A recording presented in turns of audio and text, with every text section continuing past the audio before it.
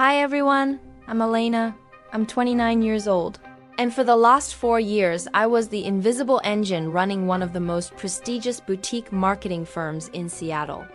If you looked at the company directory, my title was executive assistant, but anyone who actually did business with us knew that nothing moved, signed, or launched without my approval. I'm the kind of person who color codes my spice rack and has my Christmas shopping done by October. I believe in order, loyalty, and hard work. But what I'm about to tell you isn't a story about hard work paying off in the traditional sense. It's a story about what happens when you push a loyal person past their breaking point. It's about how I turned the worst night of my life into the most satisfying spreadsheets I have ever created. If you think you know how sweet revenge can taste, wait until I tell you what happened when the ball dropped this year.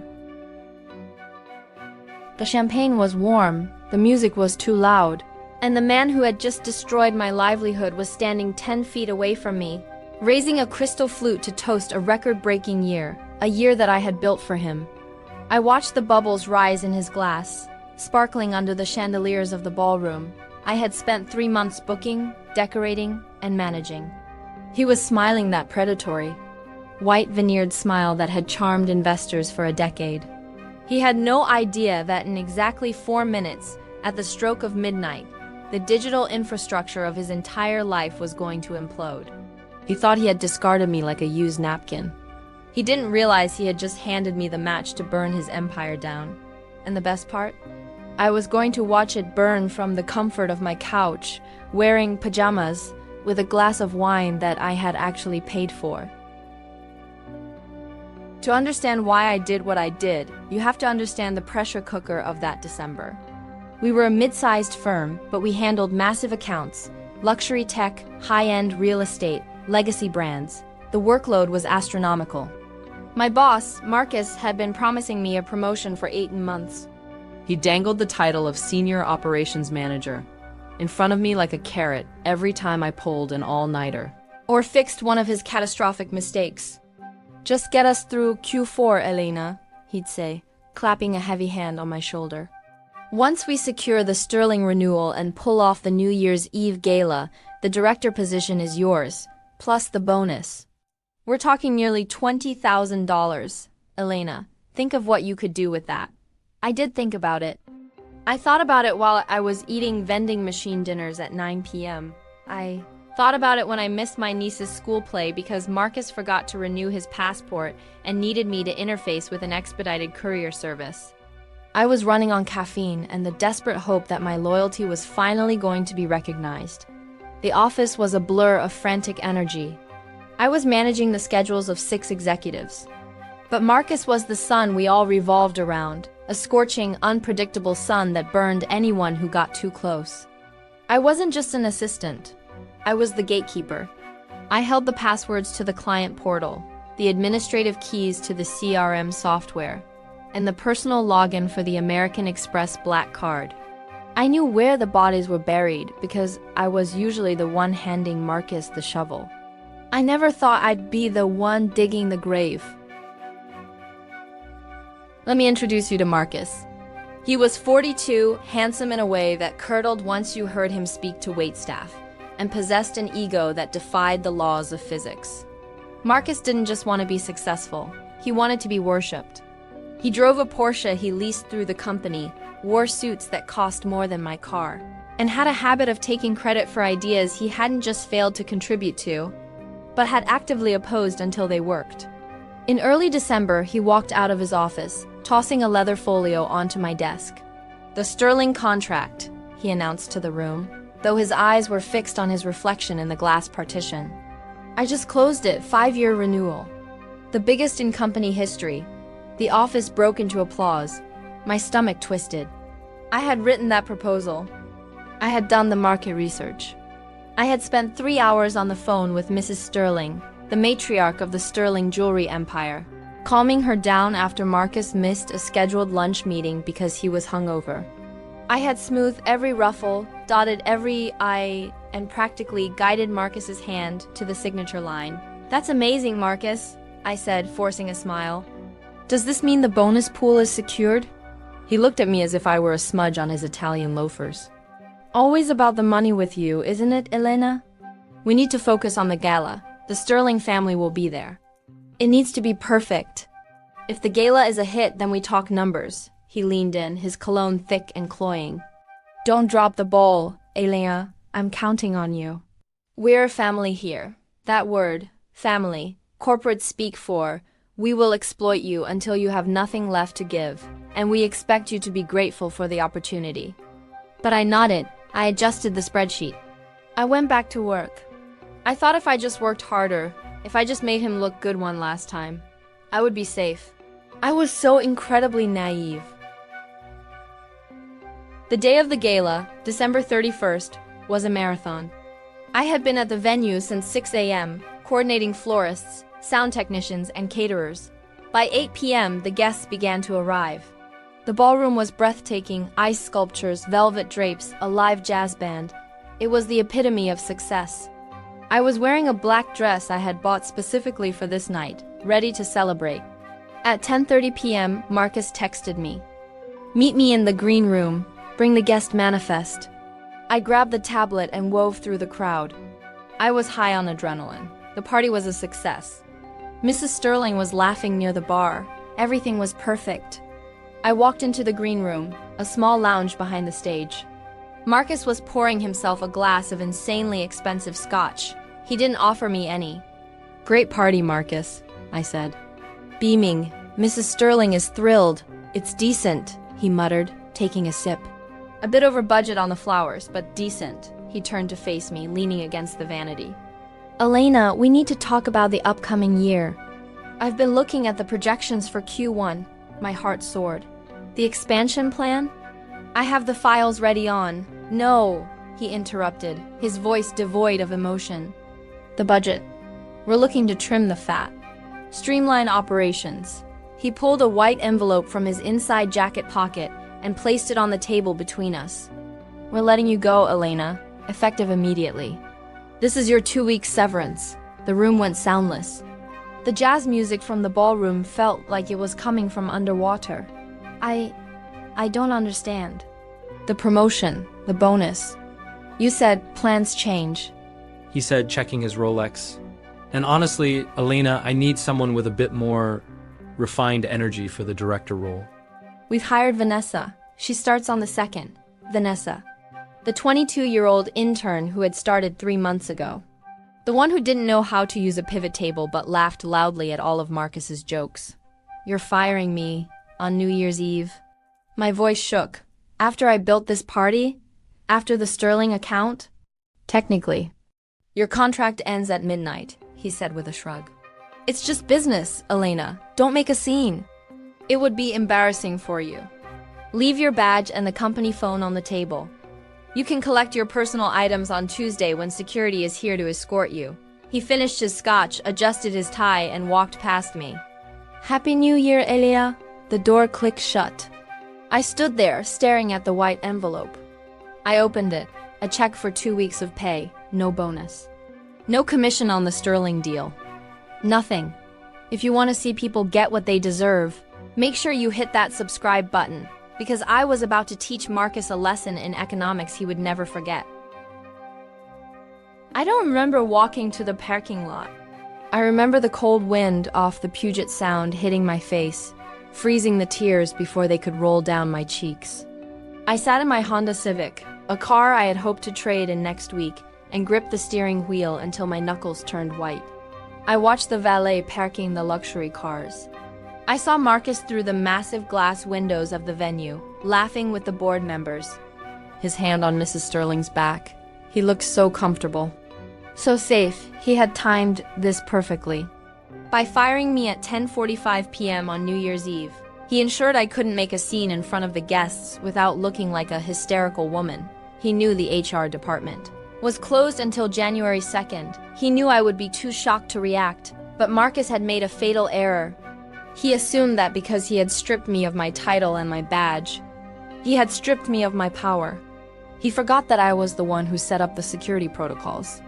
He forgot that I was the one who managed the passwords because he constantly forgot them. And most importantly, he forgot that today was December 31st, the end of the fiscal year. The day all our major contracts set to auto-renew. I looked at the company phone sitting on the passenger seat. He had asked me to leave it. I hadn't. I picked it up. It was still logged in. A notification popped up. Calendar reminder, 11:50 p.m., execute server renewal and client database backup. I had set that reminder 6 months ago. Because our IT guy, a sweet but lazy kid named Jason, always left early on NYE, I had created a shadow admin account, a backdoor with full administrative privileges, so I could fix things remotely when the system inevitably crashed while Marcus was skiing in Aspen. Marcus didn't know about the shadow admin account. He didn't know how the servers worked. He thought business just happened like magic. I wiped my eyes. The sadness was evaporating, replaced by a cold, sharp clarity. It was 11:15 p.m. I had 45 minutes before the new year. 45 minutes before my official termination went into the system. I started the car. I didn't go home. I drove to the Starbucks down the street that stayed open late. The only place I knew would have strong Wi-Fi and 0 interruptions. As I sat in the corner of the coffee shop, the barista counting out the drawer for the night, I opened my personal laptop. I didn't need the company machine. I just needed the IP address and my credentials. My hands were shaking not from fear but from rage. I logged into the company portal. The familiar dashboard greeted me. Welcome, admin_Elena. I was in. I navigated to the HR files first. I wanted to see it. I wanted to see the paperwork. And there it was. Termination order, Elena our reason. Budgetary restructuring. And right below it, a new file created yesterday. Bonus allocation, FY2023. I clicked it. My eyes widened. The bonus pool, the one he said was being trimmed, was huge, massive. And next to Marcus's name was a figure that made me nauseous. $150,000. Under justification, it read, cost savings achieved through Q4 staff reduction. He fired me to pad his own bonus. He literally took my salary and added it to his own check. That was the moment the last shred of guilt left my body. This wasn't just business. This was theft. This was predation. And I wasn't going to let him spend a dime of it. Excuse me, miss. We close in 20 minutes, the barista said gently. That's all the time I need, I whispered. I opened the client management system, CMS. This was the heart of the company. It held every contact, every contract, every negotiation history. I went to the Future Renewals tab. January 1st, 12:01 a.m., auto-renew. There were 12 major accounts set to flip over in less than an hour. The Sterling account was at the top of the list. I could have just deleted the database. I could have wiped the servers. But that's amateur hour. That's a temper tantrum. I didn't want to just break things. I wanted to humiliate him. I wanted to destroy his reputation so thoroughly that he would never work in this town again. I didn't delete the contracts. I modified them. I went into the autoresponder script. Usually, when a contract renews, the client gets a polite email. Thank you for your continued partnership. Your contract has been renewed for 2024. I rewrote the code. Instead of a renewal confirmation, the system was now programmed to send a termination of service notice. My fingers flew across the keys. Ref, contract number 88,392, Sterling Jewelers. Status, cancelled by vendor reason code. Client portfolio misalignment, insufficient. Revenue, I set it to trigger at 12:01 a.m. Imagine Mrs. Sterling checking her phone on New Year's Day, seeing that the firm she just signed with had dropped her because she didn't make them enough money. But that wasn't enough. I needed to cut off the head of the snake. I switched tabs to the financial drive. This was risky. Detailed financial logs were usually monitored, but on New Year's Eve, with the IT director probably doing body shots at a bar, I was betting on negligence. I had always suspected Marcus played fast and loose with the expense account, but I had never looked too closely. I was too busy doing my actual job. Now I became a forensic accountant. I pulled his expense reports for the last year and cross-referenced them with the calendar I managed. August 12th to 19th, Client Retention Retreat, CABO San Lucas. Cost, $14,000. I checked my calendar archive. Marcus didn't have any clients in CABO in August. He was there with his mistress. I knew because I had booked the flights. But he had told me to bill it to marketing development. October 4th. Client dinner, Le Bernardine. Nick. Cost, $4,500. I checked the attendees listed. Strategic partners. I zoomed in on the receipt scan. It was a table for two. I found dozens of them. Jewelry, spa treatments, private jet charters, all billed to the company, all disguised as client acquisition costs. I created a zip file. Marcus_expenses_real_versus_reported. ZIP. Then I did something Sarah, the quiet accounting and payroll who hated Marcus almost as much as I did, had once joked about. I went into the payroll system. I found the executive bonus scheduled for payout on January 5th. I didn't steal it. I simply changed the account routine number by one digit. When the bank tried to process that $150,000 payment, it would bounce into a holding account, triggering a manual fraud review by the bank's internal system. A text popped up on my phone. It was Sarah. Sarah, holy SH, did he really do it? I saw the request come through to payroll right before I left. I'm so sorry, Elle. I stared at the screen. Sarah was an ally. Me, he did. It's okay. I'm handling it.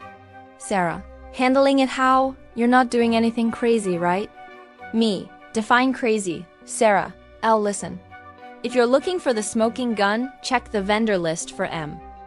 Consulting. I think it's a shell company he uses to siphon consulting fees. I couldn't prove it before, but I froze. MA Consulting, Marcus Allen.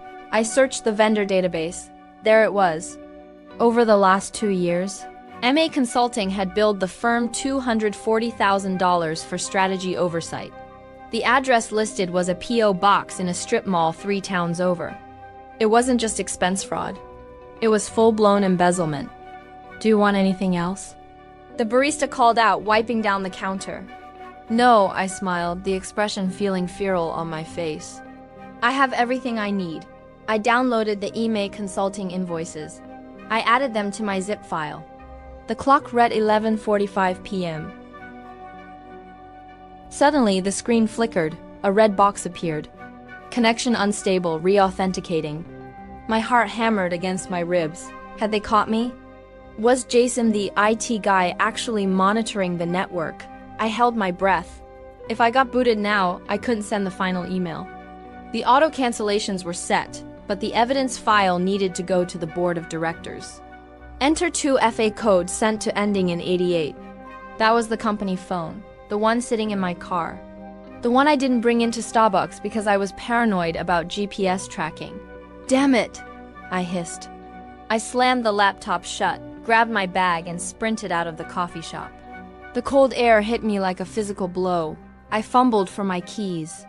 I threw myself into the driver's seat of the Civic. I grabbed the company phone. The screen was black. Dead battery. No, no, no. I screamed, hitting the steering wheel. I frantically searched for a charging cable. I found a frayed one in the glove box. I plugged it in. 11:49 p.m. The battery icon flashed red. It needed at least 3% to turn on. Come on, come on. I watched the digital clock on the dashboard tick. 11:51 p.m., 11:52 p.m. The phone buzzed. The Apple logo appeared. I grabbed my laptop again, tethering it to the weak Wi-Fi signal from the coffee shop parking lot. Resend code. The phone vibrated. Your access code is 99,420. I typed it in. The dashboard reloaded. Welcome, admin_Elena. I let out a breath that sounded like a sob. I was back in. Now for the coup de grace. I composed a new email. 2. Board_of_directors_all. Mrs.Sterling@sterlinggroup.com. Legal_team subject. Resignation and transition documents. Urgent. I attached the zip file containing the expense fraud. I attached the PDF of the MA Consulting Shell Company proof. I attached the termination letter Marcus had given me, specifically highlighting the budgetary restructuring, lie next to his bonus payout. But I didn't write a rant. I didn't write an angry manifesto. I wrote it in the helpful, professional voice I had used for 4 years. Dear board members, as per Marcus's instructions earlier this evening regarding my immediate termination to facilitate executive bonus restructuring, I am forwarding all relevant financial oversight documents to assist in the transition. Please find attached the comprehensive audit of client retention expenses and external consulting fees for the fiscal year. Please note, due to my removal from the system, I can no longer manually override the automated contract expiration protocols. You may want to contact our key clients immediately upon receipt of this email. It has been a privilege serving this company. Sincerely, Elena. I hovered over the schedule send button. I set the time, January 1st, 12 a.m., 6 minutes left. I looked up at the venue on the hill. I imagined the countdown starting soon. The balloons dropping, the cheers, Marcus kissing a waitress or schmoozing Mrs. Sterling. This was for the missed birthdays. This was for the weekends I worked for free. This was for the carrot he dangled and then ate right in front of me. If you're enjoying this takedown, please take a second to subscribe.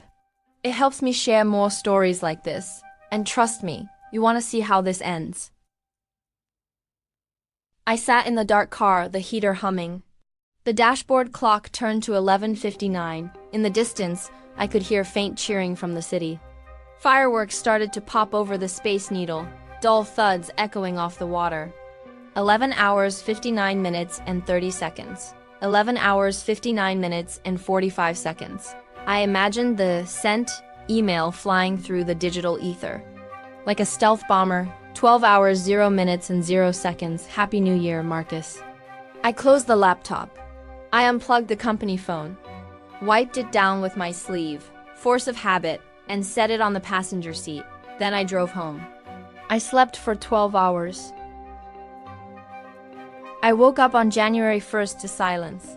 My personal phone had a few Happy New Year texts from friends, but nothing from the office. That was expected.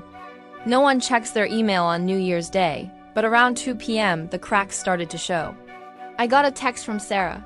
Sarah, oh my God, did you stick a knife in the server? I can't log in to verify payroll. System says critical failure. I didn't reply. Then, at 4:30 p.m., my LinkedIn notification pinged. I looked. 2 board members had viewed my profile, then 3. Then Mrs. Sterling herself viewed my profile. I made a cup of tea, sat on my balcony, and watched the gray Seattle sky. I knew what was happening. Mrs. Sterling had received the termination of service email at 12:01 am. She probably thought it was a mistake, tried to call Marcus. Marcus, hungover and arrogant, probably didn't answer. Or if he did, he didn't have the admin code to check the system because I had it. Panic would be setting in right about now. January 2nd, the day everyone went back to work. I didn't go in, obviously. I went to a yoga class. When I got out, my personal phone had 14 missed calls, 3 from Marcus, 5 from the board chairman, 2 from legal. I listened to 1 voicemail from Marcus. Elena, pick up the phone. There's a glitch in the system. The Sterling account is showing as terminated. Fix it. Now, if you don't call me back in 5 minutes. I'm suing you for sabotage. His voice was high, tight, panic, pure panic. I didn't call back. Instead, I drove to the coffee shop across the street from the office building. It had a perfect view of the front entrance. I ordered a latte and waited. At 10 a.m., a black sedan pulled up, not a town car. A police cruiser, 2 officers went in. 20 minutes later, another car arrived. This one I recognized. It was Mrs. Sterling's Bentley. She stepped out looking furious. She didn't look like a woman who was there to renew a contract and have tea. She looked like a woman who was there to foreclose on a soul. Here is what I learned later from Sarah, who watched the whole thing unfold from her cubicle. When the board opened my email at 9 a.m., they didn't just read it. They cross-referenced the attachments. The MA consulting fraud was so blatant, so easily provable with the documents I sent, that they didn't even need an audit. They needed the police. Marcus had walked in at 9:30 a.m., still shouting about the software glitch. demanding someone call IT to get the girl back on the phone. He was met by the chairman of the board and 2 forensic auditors. Sarah said the color drained from his face so fast he looked like a ghost. He tried to bluster. He tried to say I hacked the system, but Mrs. Sterling, she was the final nail. She walked into that conference room and slammed the automated termination notice on the table. Your former assistant, she apparently said, ice cold, was the only person in this building who treated my business with respect. If your system says I'm misaligned with your portfolio, then I am. I'm pulling my account. And I'm taking my contacts with me. The Sterling account represented 40% of the firm's projected revenue for the year. Without it, the company was insolvent. At 11:15 a.m., the moment I had been waiting for happened. The glass doors of the lobby opened. Marcus walked out. He wasn't wearing his jacket. He was carrying a small cardboard box. He was flanked by the 2 police officers. He looked smaller. The arrogance was gone, replaced by a terrified hunch. He stopped at the curb, looking left and right, probably realizing his company leased Porsche was already locked in the garage. Keys confiscated. He looked across the street. Even from that distance, I swear our eyes met.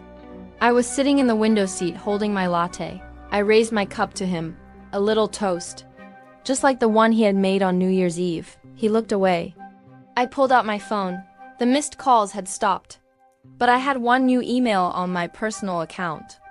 It was from the chairman of the board. Subject: Severance and consultation, Miss Elena. We have received your documentation. We understand the difficult position you were placed in. In exchange for your assistance in unlocking the administrative encryption on the client database, the board is prepared to offer you a consulting fee of 3 months' salary, plus the full bonus amount you were previously denied. We also agreed not to press charges regarding the unauthorized system access. Provided you restore the data, please advise. I smiled. I replied, Dear Chairman, I am happy to consult. My freelance rate is $200 per hour, minimum 40 hours guaranteed. Regarding the bonus, I believe the figure Marcus allocated was $150,000. That seems fair. Once payment is wired, I will send over the admin passwords. Happy New Year! It took the firm 6 months to recover from the loss of the Sterling account, but they survived barely. Marcus is currently awaiting trial for embezzlement and fraud. His wife divorced him in February after the photos of the CABO retreat became public record during the investigation. As for me, I took the consulting payout, which ended up being nearly $175,000 after I negotiated the emergency expediting fee. I used it to start my own event planning business. My first client, Mrs. Sterling. She told me she appreciates a woman who pays attention to the details. The moral of the story isn't that you should burn bridges. It's that if someone forces you to burn a bridge, you make sure you're standing on the side that has the detonator. And if your boss fires you on New Year's Eve, remember, access codes don't expire until midnight. What would you have done? Let me know in the comments below. And if you believe in Karma Delivered Express, hit that like button.